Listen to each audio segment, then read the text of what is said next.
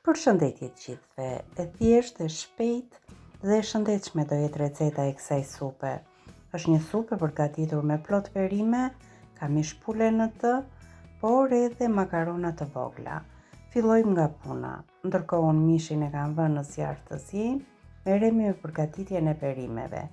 Kemi një patate mesatare, e grim në renden e kungullit dhe nga ana më e plot e rendes. Më pas grim edhe një karot,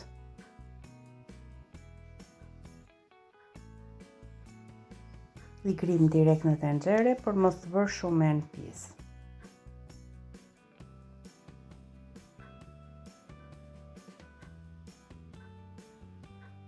E largojmë renden. Do të shtojmë 4-5 lugë të gjellës me vaj ulliri dhe direkt në zjarr për t'i bërë një kaurdisje.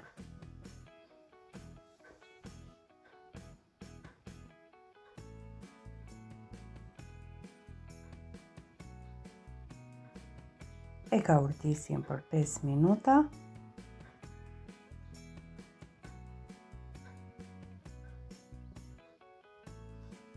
Këtu kam 700 ml nga lëngu i pulës, ku po zi i pulën. E shtuam në tenxhere, e plotsoj me 300 ml ujë dhe në total është 1 litër me lëng. Vazhdojmë ta ziejmë për 15 minuta. Më pas shtojmë 1 dorë me spinaq të gririmët. Shtojmë edhe mishin e pulës, të cilin unë e kam ndarë nga kocka dhe e kam coptuar në pjesë të vogla.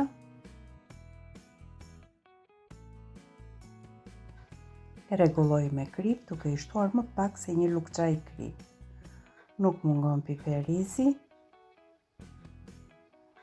Dhe do ta lëm në zjarr të ziej sërish, do t'i vendosim kapakun dhe do ziej për 5 minuta të tjera. Më pas do shtojmë nga këto makaronat e vogla, janë shumë të holla dhe ziejnë vetëm për 2-3 minuta. 3-4 lugë të gjellës me makarona, varet çfarë konsistence e doni ju supën. Nëse e doni të plot, shtojini 4 lugë, nëse e doni më të hollë, atëherë 3 lugë janë okej. Në një kavanoz shtojmë një vezë, marrim lëngun e 1 limoni, do t'i shtojmë dhe 3-4 lugë të gjellës me kos. Kjo supë jo vetëm përgatitet shpejt, por të kënaq. Shijon në të gjitha stinët. E tundi mirë në kavanoz, në këtë mënyrë veza nuk prihet në tenxhere. Natyrisht që duhet shtuar lëngu i supës gradualisht që mos të kemi prerje të vezës. Marrim lugën e madhe duke marrë pak nga lëngu i supës, duke e përzierë dhe më pas duke e shtuar në tenxhere. E përziej mirë. Do ta lëm të ziejmë për 2-3 minuta. Dhe më pas do ta largojmë nga zjarri. Nëse shërbehet në këtë moment kjo supë, atëherë ka këtë konsistencë. Nëse do e lini të pushoj për 10-15 minuta, normalisht që supa trashet. E shërbejmë kështu të ngrohtë, duke i shtuar vetëm pak vaj ulliri sipër.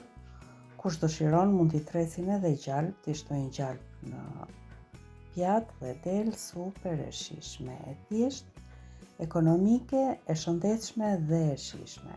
Ju falenderoj që më ndiqni.